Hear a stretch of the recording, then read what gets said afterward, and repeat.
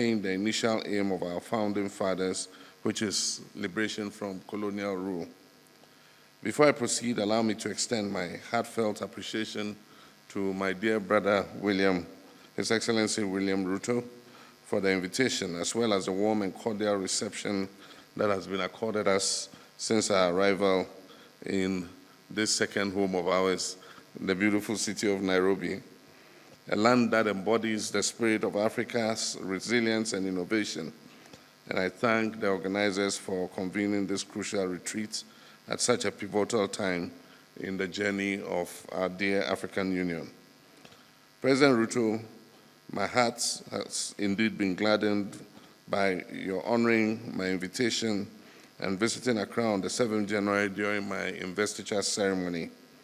Your presence was an expression of the deep friendship between our good selves and our good nations. It underscored the strong, long-standing bond of friendship that has so happily existed between Ghana and Kenya, and I look forward to working closely with you to deepen these relationships for the mutual benefit of our two peoples. Your Excellencies, today we gather not just as leaders, but as stewards of a vision of an Africa that is united, self-reliant, and prosperous.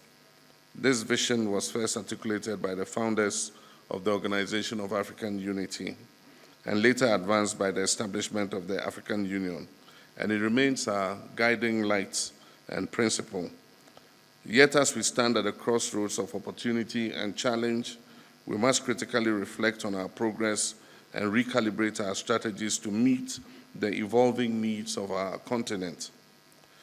The reform agenda of the African Union is a bold and necessary initiative aimed at transforming our continental body into a more efficient, financially independent, and effective institution.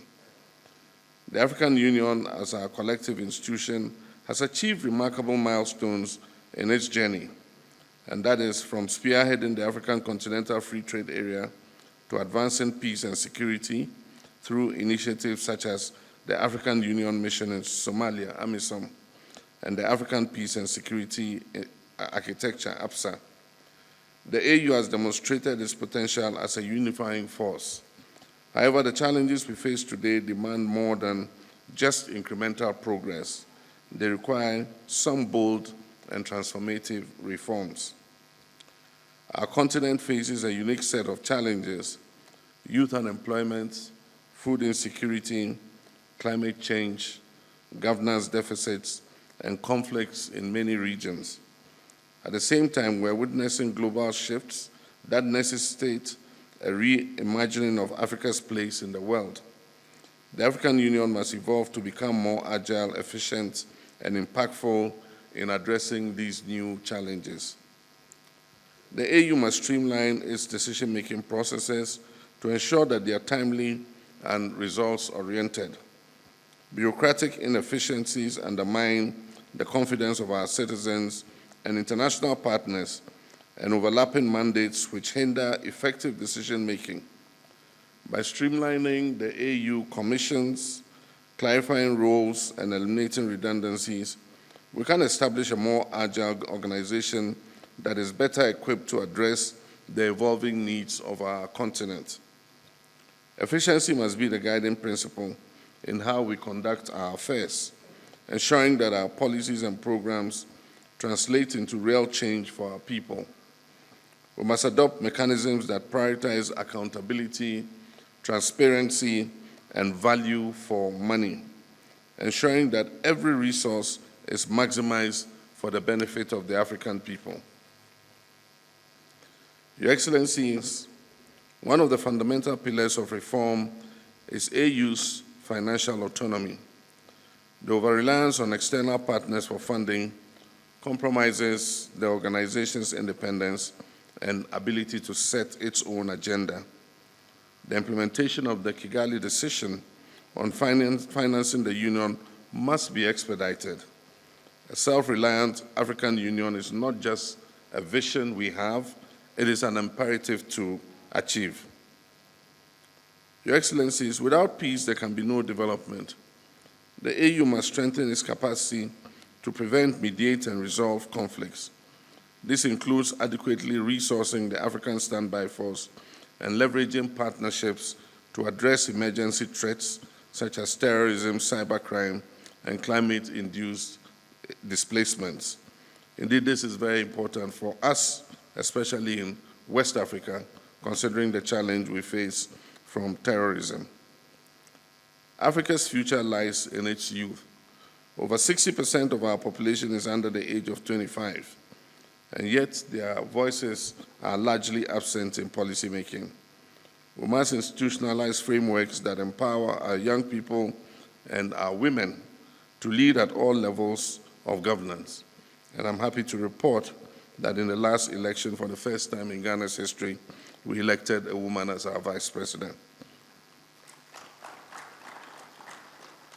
The energy of our youth, creativity, and vision are the drivers of the Africa that we all seek to build. The African Continental Free Trade Area has set the foundation for a single African market, but much work remains to be done. We must address the barriers to trade, we must harmonize regulatory framework and invest in infrastructure to unlock the potential of intra-African trade.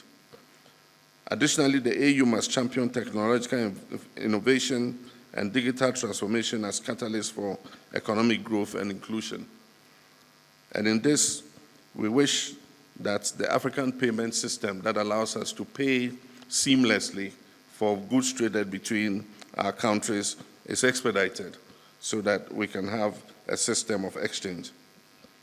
Ladies and gentlemen, none of these reforms will succeed without committed leadership at every level of the African Union. We as heads of states and government have a duty to lead by example, to prioritize the collective good of our people over our parochial interests, and to act decisively in the interest of our continent. But leadership does not end with us. The Union must foster partnerships with civil society, the private sector, and the African diaspora, whose contributions are vital in shaping and implementing reforms. This is a shared responsibility, and together we can achieve the African Union we all envision. To achieve a conflict-free Africa, we must strengthen the African Standby Force and enhance our collaboration with regional economic communities. A well-coordinated and responsive security mechanism will allow us to address conflicts swiftly without over-reliance on external actors. Additionally, good governance, respect for human rights, and the consolidation of democracy must remain at the heart of our efforts to maintain stability and peace across our dear continent. The winds of change are blowing across the African continent, and the world is watching. Let us rise to the occasion not just as participants in history, but as architects of a brighter future. Together we can and will shape a stronger, more resilient, and more united Africa. This retreat presents an opportunity for candid dialogue and bold action. Let us approach our discussions with open minds and a shared commitment to progress. The reforms we champion here are not merely procedural. They are about the future of our people, the realization of Agenda 2063, and Africa's rightful place on the global stage. Let us leave here united in our resolve to build an African Union that truly reflects the aspiration of the African people, a union that is capable of meeting the challenges of today and the opportunities of tomorrow. In closing, I wish to reiterate Ghana's strong commitment to strengthening ties with Kenya and all other African nations in the spirit of Pan-Africanism and mutual progress. The long-standing board of cooperation between Ghana and Kenya continues to flourish, and I'm confident that our collaboration will yield even greater benefits for our two peoples.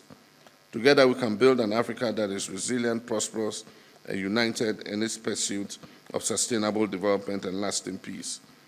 Your Excellencies, ladies and gentlemen, I thank you all for your attention, and I look forward to a fruitful deliberation.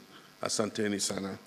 Its potential, costing the continent an estimated $18 billion annually and displacing millions of people. Africa today is home to 35 million internally displaced persons, 8.9 million refugees, 1.1 million asylum seekers, and 1 million stateless people.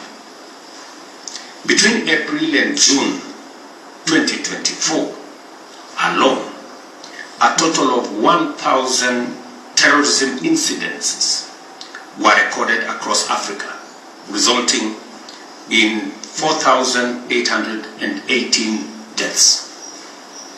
This is an existential moment for our continent. Ghana's president, John. Thanks for watching. Please like, subscribe, and click on the bell for more updates.